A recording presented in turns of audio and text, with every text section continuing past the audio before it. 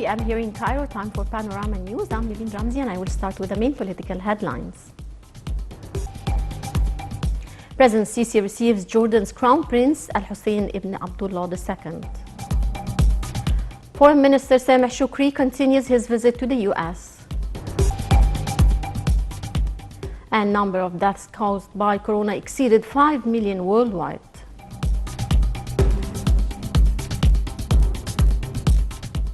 Welcome back. President Abdel Fattah al-Sisi received Jordan's Crown Prince Al-Hussein ibn Abdullah II in Cairo on Tuesday.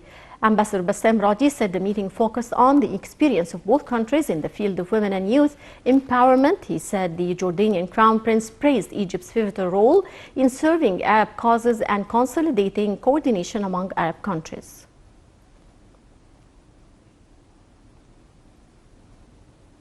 Foreign Minister Sameh Shoukry continued his visit to the U.S. on Tuesday.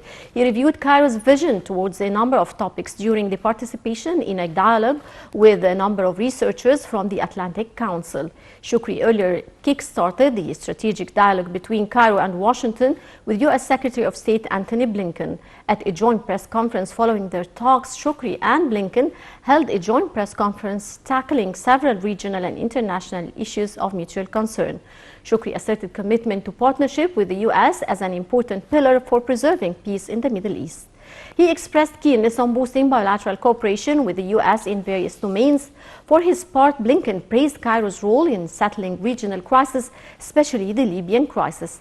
Regarding the Sudanese issue, Blinken sought to encourage a united front on Sudan, saying that the United States and Egypt have a shared interest in getting the country's democratic transition back on track. Washington hosts the strategic dialogue between Egypt and the United States on November 8th and 9th.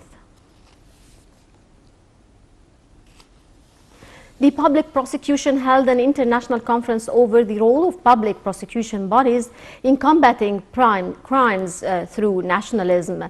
During the opening session, the public prosecutor said it's important to boost cooperation between Egypt and African and Arab states by backing all efforts to fight crimes of all types.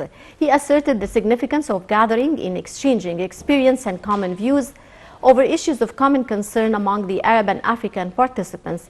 He said there are difficulties facing international judicial cooperation mechanisms and called for intensifying cooperation to face these challenges. The conference from 7th to 9th of November is attended by general prosecutors from Saudi Arabia, Bahrain, Kuwait, Morocco, Jordan, Palestine, and Oman.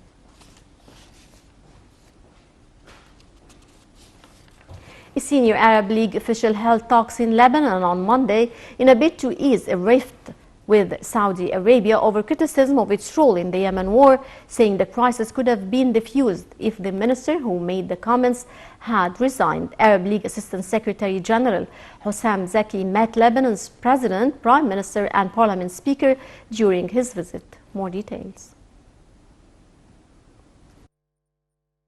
Was in Beirut on Monday to explore ways to resolve an unprecedented diplomatic rift between Lebanon and Saudi Arabia that emerged following comments by Lebanon's information minister on Yemen's civil war. The minister had criticized the war in Yemen that a Saudi-led coalition is waging against the Iran-backed Houthi rebels. The Arab League official said his visit was an initiative to put the crisis on the right track. Hossam Zaki, the League's deputy chief, told reporters after the meeting Lebanese President Michel Aoun that he was ready to visit Saudi Arabia, but that some tangible moves to ease the crisis have to be felt first. Lebanon has said that Information Minister Georges Qardahi's remarks about Yemen aired in later October don't represent official government's views. Zaki later Monday met with the Lebanese Prime Minister Najib Mikati and the country's parliament speaker. Zaki said that had Qardahi resigned earlier, it would have ended the crisis from the start, but the situation continued. He said that Lebanese leaders told him during their meetings that the crisis should end or are hoping that Qardahi resigns.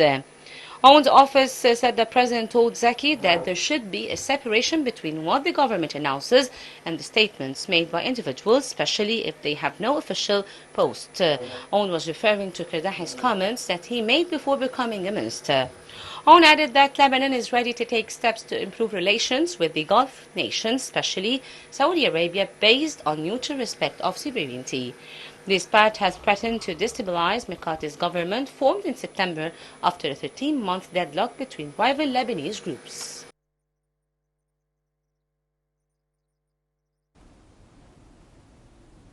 Egypt reported 929 new coronavirus infections, bringing the total number of cases to 336,582 people since the outbreak hit the country in mid-February last year. The Health Ministry also reported 54 new deaths, bringing the total number of fatalities to 19,011. The ministry added that 650 patients were discharged from hospitals, raising the number of those who have recovered to 282,514 people. UN Secretary General Antonio Guterres said that the COVID-19 pandemic is a severe threat faced by all mankind beyond the country borders, with the world hitting the grim milestone of 5 million deaths caused